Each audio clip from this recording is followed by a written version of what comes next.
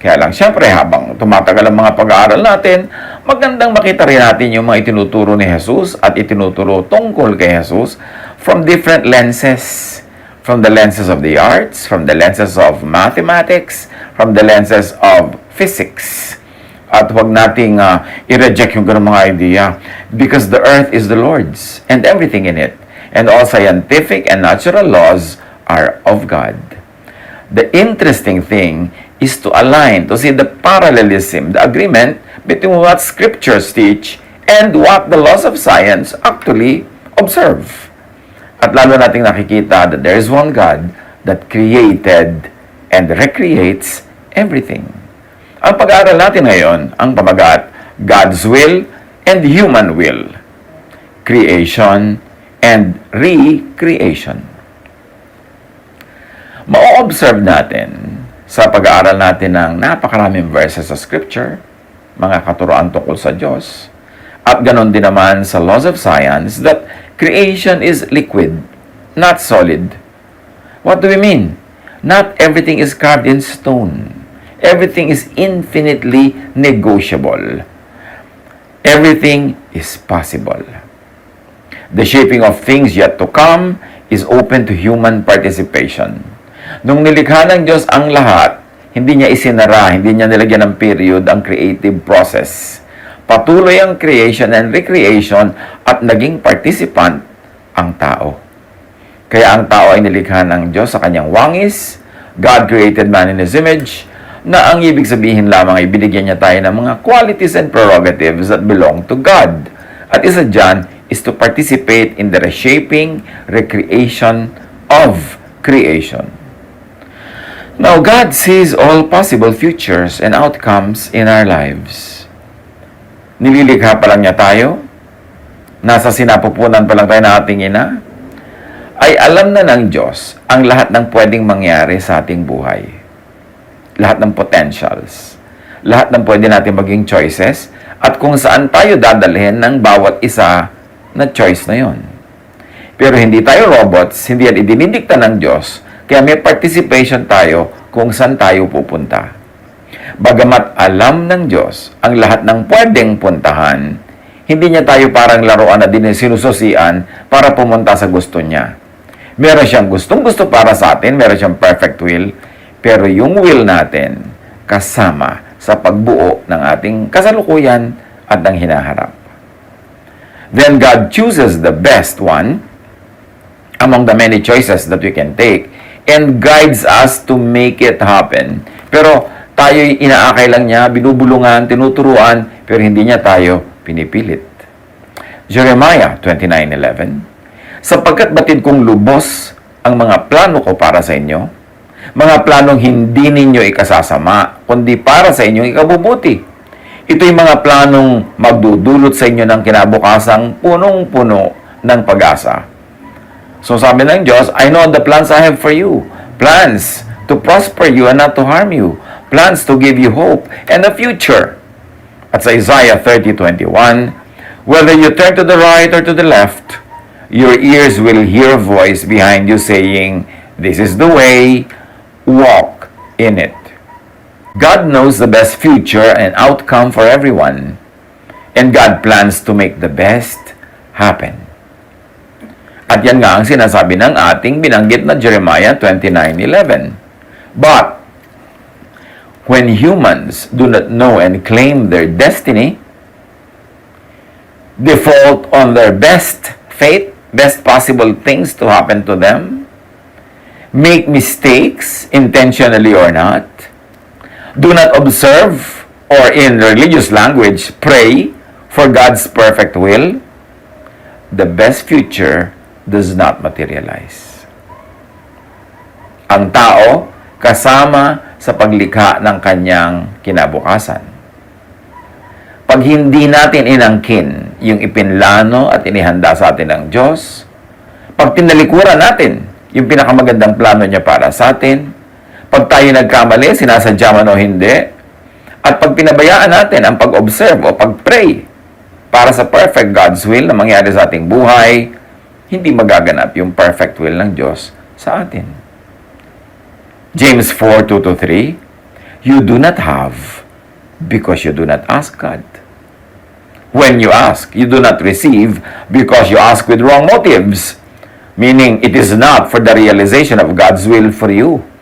May hinihingi ka, hindi in accordance with God's will. So, hindi ibibigay.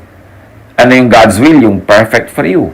So, pagka hindi yun ang pinupuntahan, tinatahak ng hinihingi natin, hindi yun ibibigay. Pero gustong-gusto ng Diyos na magbigay. But we've got to ask for the right things. Ezekiel 33:11. Sabihin mong ipinasasabi ko na akong si Yahweh, ang buhay na Diyos, ay hindi nasisiyahan ang sino may mamatay sa kanyang kasamaan. Nais kong siya'y magbagong buhay. Sabihin mo ngang magbagong buhay sila pagkat di sila dapat mamatay sa kanilang kasamaan. So ayaw ng Diyos. At ipinapasabi niya yan sa kanyang propeta na iba't ibang panahon, iba ang tagapagpasabi niya, tagapagpaalala, mga instrumento niya. Pero kung hindi pa rin tayo nakinig, mangyayari sa atin yung ayaw ng Diyos na mangyari sa atin. Kaya mahalaga nakikiramdam, nakikinig. God is aware of all outcomes, as we have said. And God doesn't want the bad outcome. God wants to change bad outcomes. God then repairs people, guides people to the next best future, based on where people are at the moment. If and when we allow God to intervene. So, ang gusto ng Diyos sa'yo, halimbawa, grade na 100, tinutulungan ka niya, binubulungan ka niya, tinuturuan ka niya, pero pinili mo pa rin ang grade na 70 by way of your lifestyle, by your carelessness, kung ano man yun. Pero ikaw ang pumili nun kasi ikaw naman ang gumagawa ng action mo eh. O di naging 70 ka na, hindi ka na ngayon pwedeng mag-qualify sa isang certain scholarship. Re-repairing ka naman ng Diyos sa level 70, anong best na pwedeng meron ka na namang mapuntahan, i-offer na naman niya yun sa'yo.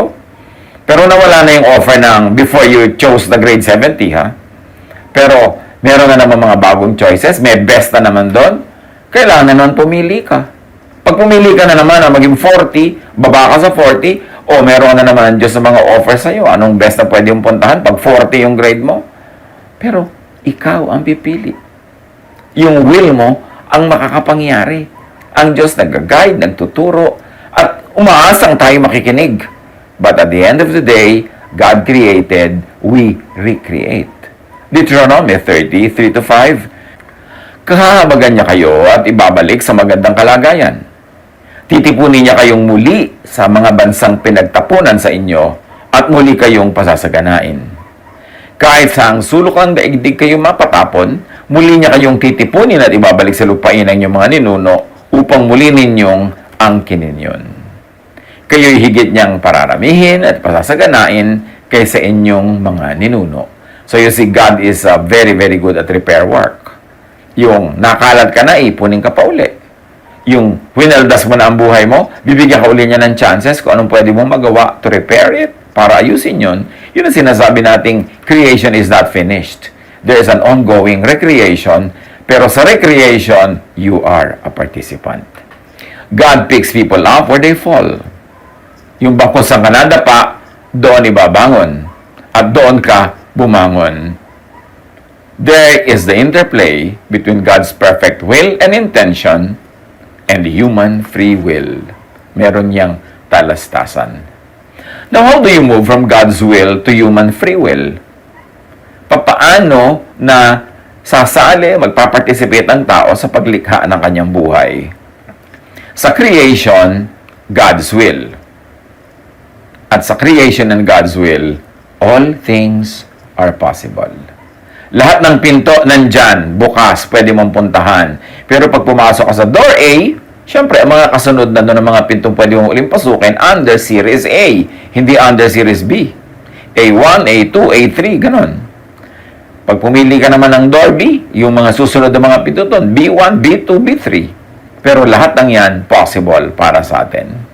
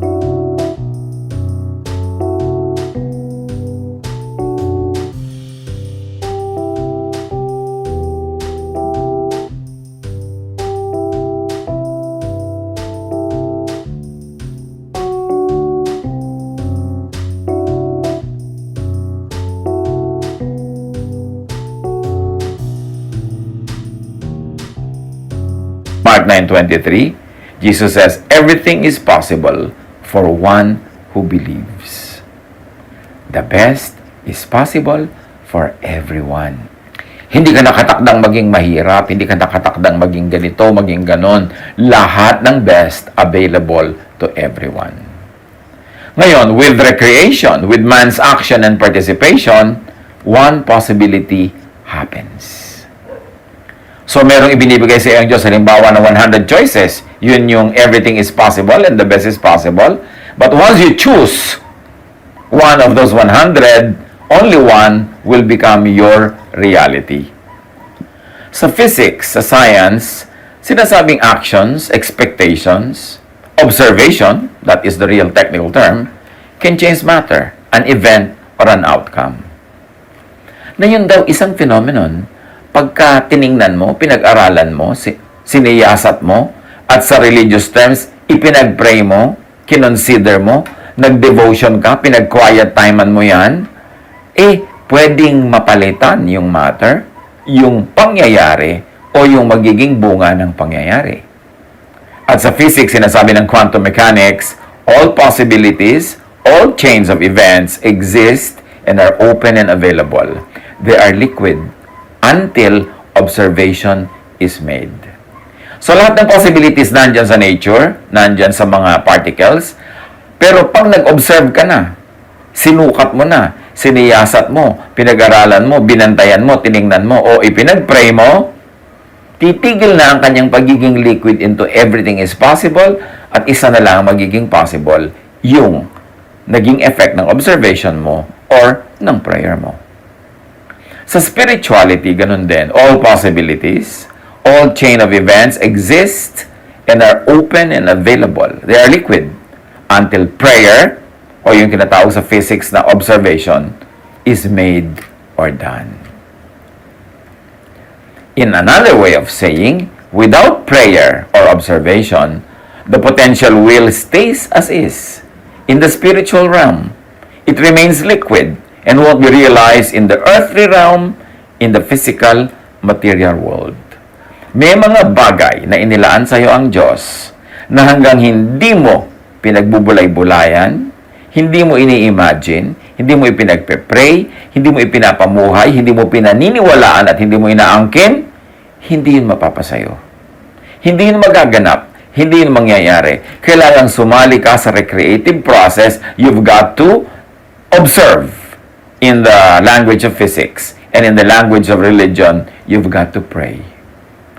Kailangan pumasok ka sa mundo na yun na gusto mo, puntahan mo yung bagay na gusto mo, datnin mo yung situation na gusto mo, angkinin mo, hingin mo, imaginein mong ibinigay na sa'yo, ipagpasalamat mo at mabuhay ka na parang yun ay nasa sa'yo na at yun ay magiging sa'yo. Actually, ganyan ang mga sinasabi ng teachings ni Jesus pag ina-analyze natin at pinagdugtong-dugtong yung marami niyang mga puta-putaking teaching tungkol sa prayer. So, ang mahalaga, pray at all times, which is what the Bible says.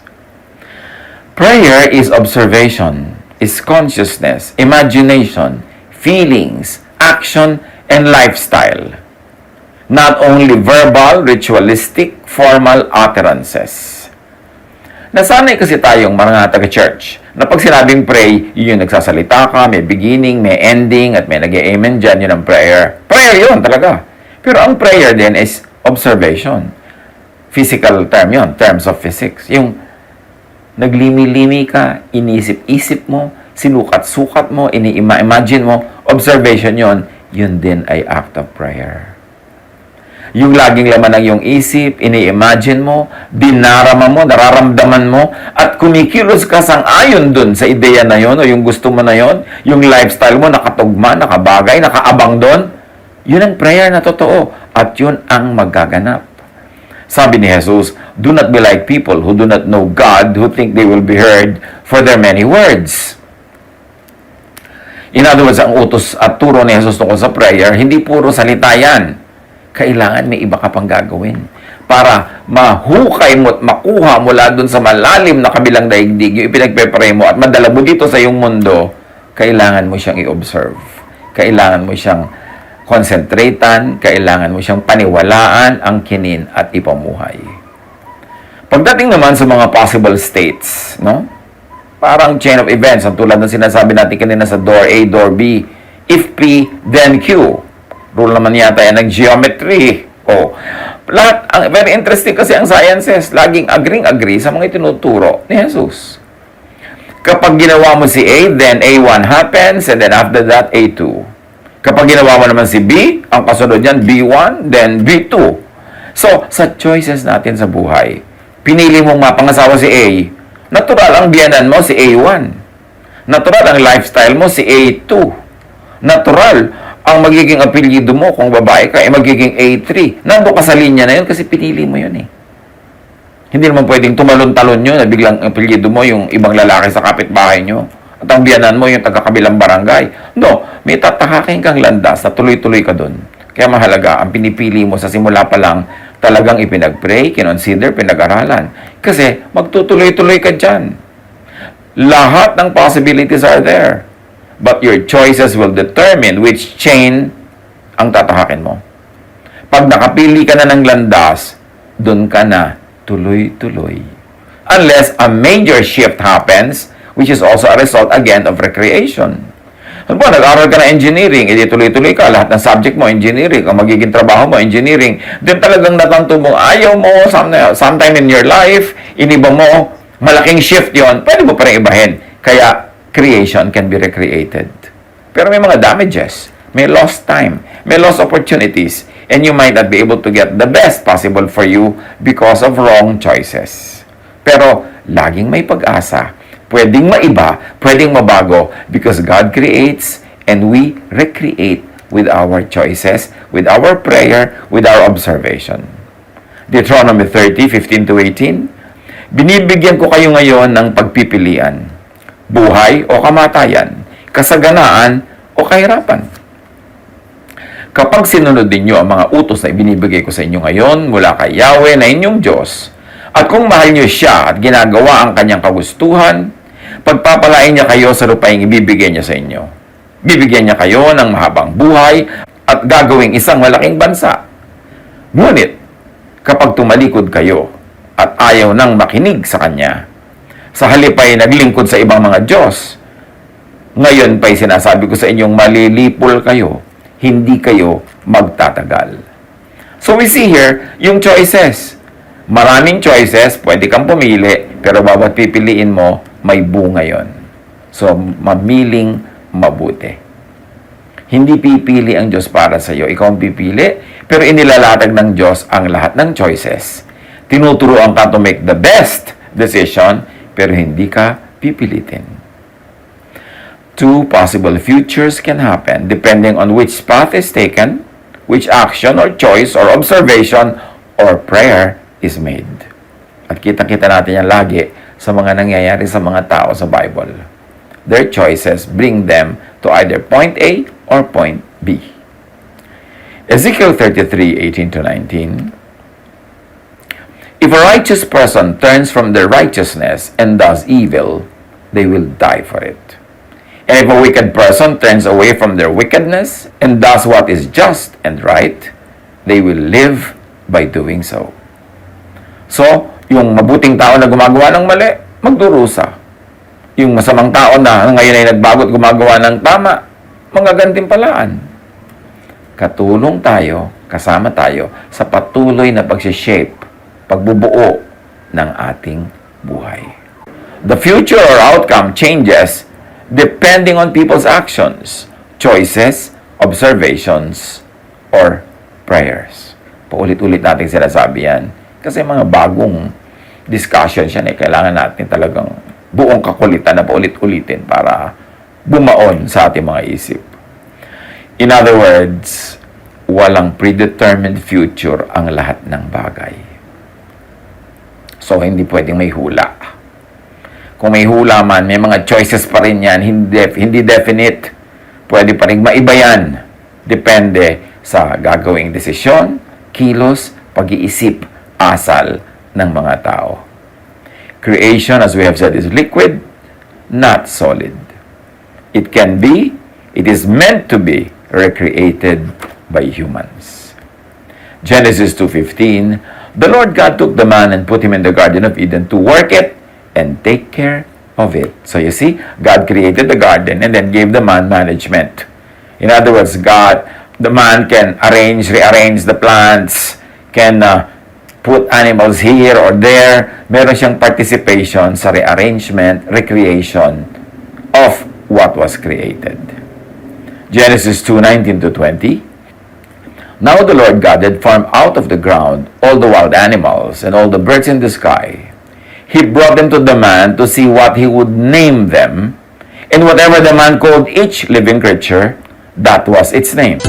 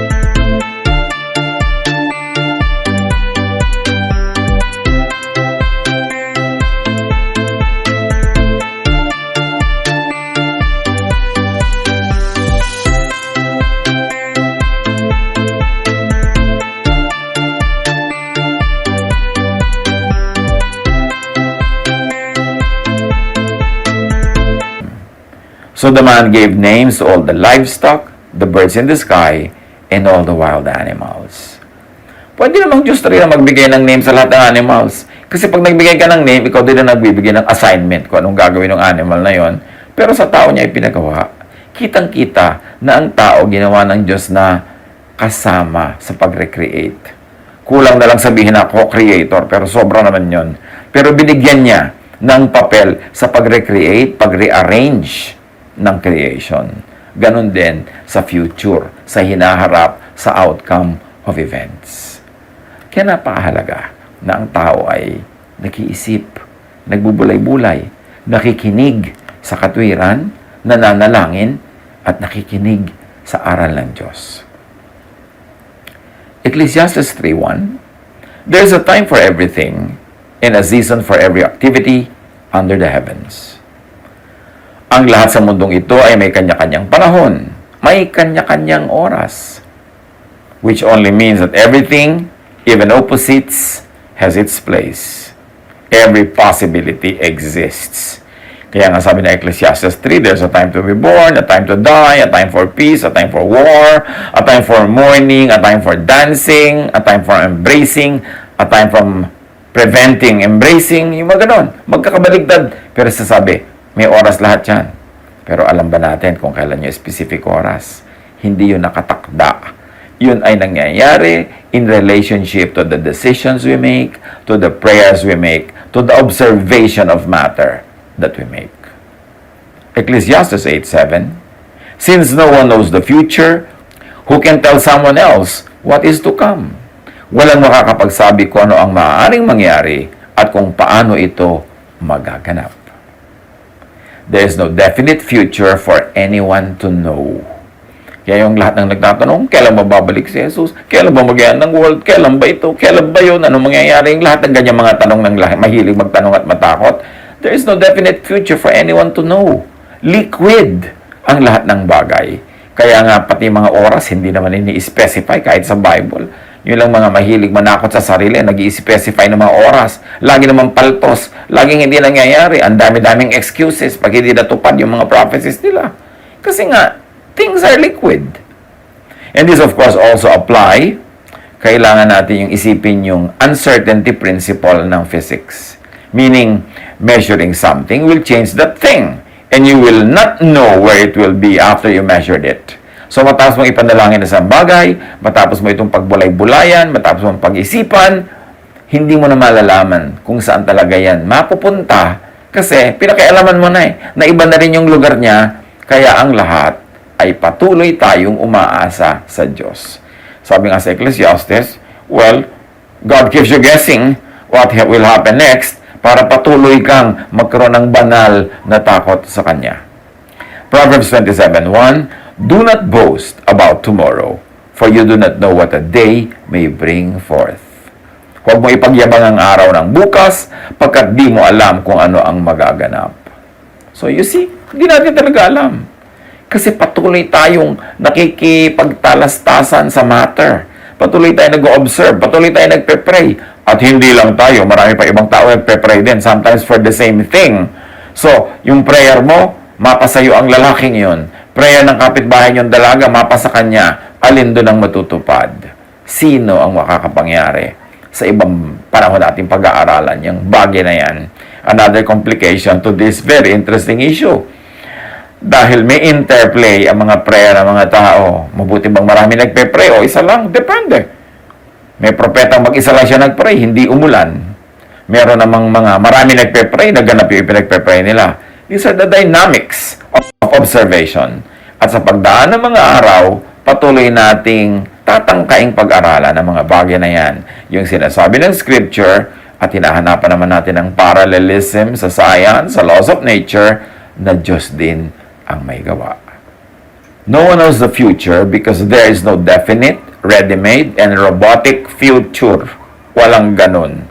Lahat ng tao, merong participation. Halimbawa, nag-asawa ka na, hindi mo na masasabi ang mangyayari sa future mo kasi may asawa ka na parang bola ng billiard yan, kasama mo siyang nagbabangga-banggaan kayo sa billiard table, hindi lang ikaw ang nagde-determine kung saan ka pupunta.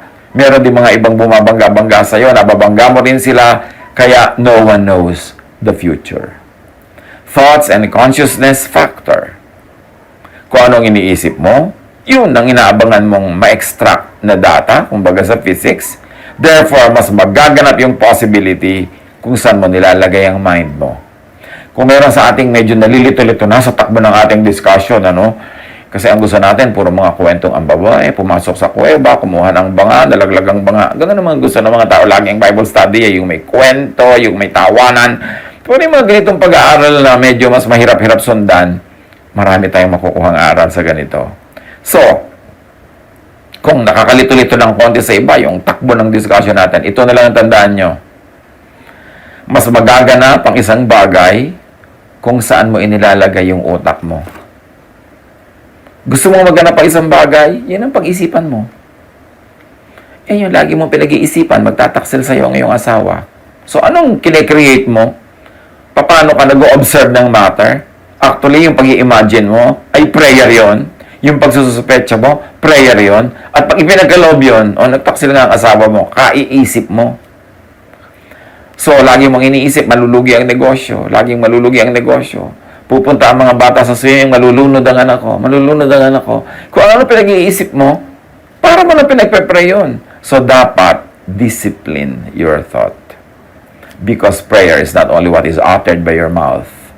What you imagine, what you think of, what you perceive, what you desire, is prayer. At kung minsan baligtad dyan, ha? What you don't like, what you terribly, terribly dislike, pero lagi mo naiisip, yun tuloy ang tinatawag na yung buhay, yun ang namamagnet, yun ang dumadating. Proverbs 27:3, for as he thinks within himself, so he is. What you expect, what you think, will be you. Kaya ang isipin mo, ang imaginein mo, ang sambit-sambitin mo, kung ano yung talagang gusto mong mangyari. Proverbs 4:23, be careful how you think. Your life is shaped by your thoughts. And thoughts are prayers. Thoughts, in terms of physics, is observation. What you expect, what you think, meaning what you pray for, will shape and happen in your life. Kaya ang sabi ng Philippians 4:8-10, finally, brothers and sisters, whatever is true, noble, right, pure, lovely, admirable, if anything is excellent or praiseworthy, think about such things.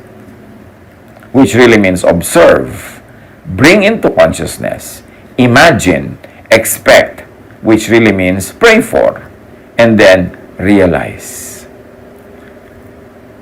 Interconnected yung mga sinasabi natin ngayon sa mga nakaraan natin mga messages at itong mga susunod na mga series, mga interconnected.